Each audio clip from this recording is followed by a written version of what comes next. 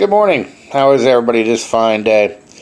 What are we going to talk about today? Let's talk about police shootings. My favorite subject, because every time one of these occurs, apparently it's always the police officer's fault.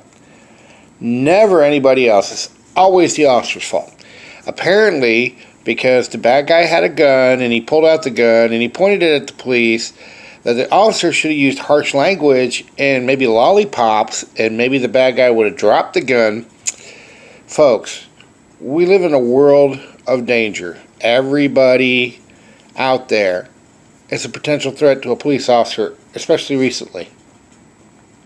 Officers are on edge. You got Dallas, you got Baton Rouge. Police officers don't want, to shoot somebody. The mentality so many of you have demonstrated on Facebook, which really irritates me, is, oh my gosh, they're targeting black people, they're targeting Latinos, they're targeting criminals. Almost every one of these instances, you have people committing some kind of crime or a threat to society or the public safety.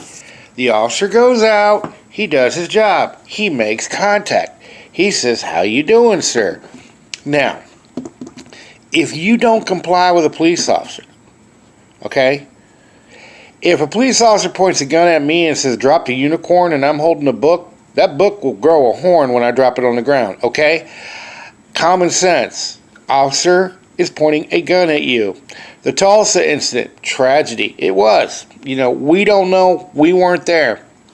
It could have been an accident. The person could have done something that triggered the officer. Who knows? And of course, the Charlotte shooting was almost as ridiculous. The people rioting and destroying stuff didn't even get the full story, and voila, he has a gun, a history. But of course, it does not matter, because every time a police officer pulls out his gun and shoots somebody, especially if he shoots a minority, it is somehow always based on a race for everybody. So you all actually think that an officer got up, had his cup of coffee, put on his uniform, and said, I'm going to go shoot me a black man today. I'm just feeling like it. Folks, you do not get a toaster oven. You don't get a new car. They don't throw a party for you when you shoot somebody. What happens is you go through all kinds of crap.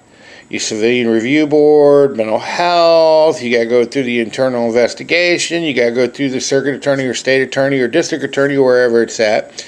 You have to be cleared by all that. Then, even if you did do your job, you're going to get sued because somebody's going to sue you. So you're going to get sued. You spend years doing that. Yeah, this is what cops want to happen to them when they get on the street.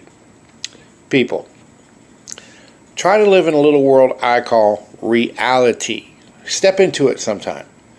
Listen to yourself speak. And honestly, I know you got your degree in law enforcement from Facebook University and the internet specials. Don't.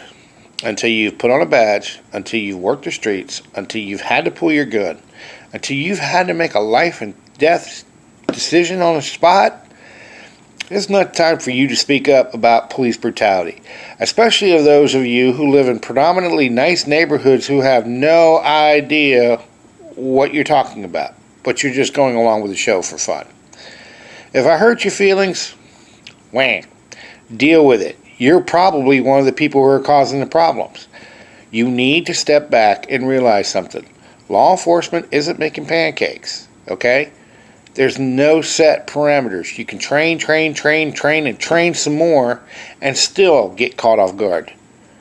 So America, wake up. Smell the coffee. Try to be smart about this and try to wait for the investigation to be over before you throw the rope over the lynching tree to hang the officer. Seriously. Y'all have a nice day. Bye-bye.